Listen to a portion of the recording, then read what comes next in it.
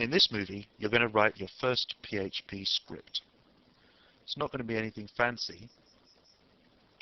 Let's start out by writing the HTML tag, and then the head tag. You'll be familiar with this from HTML. And then we're going to add a title, which simply says my first PHP page. Then we'll close the head section, open up the body section, and here, instead of typing in some normal text, we're going to put in a lesser than sign and a question mark. And we're going to type the echo command,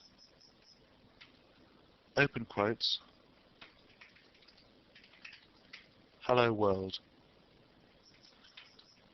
close quotes, and then we need a semicolon at the end, and that's it. That's our script. We close the PHP tag with a question mark followed by a greater than sign, and then we end the body tag and finally the HTML tag. So as we can see, our PHP script, short though it is set like an island into the HTML. Let's save that, and we're going to save that into examples, and that's within the document root folder of our web server, and we're going to save that as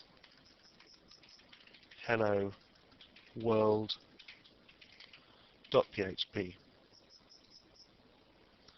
Now if we pop over to our browser and load that using the localhost address, we're going to load the hello world PHP script that we've just written. As we can see, hello world has been echoed to the browser.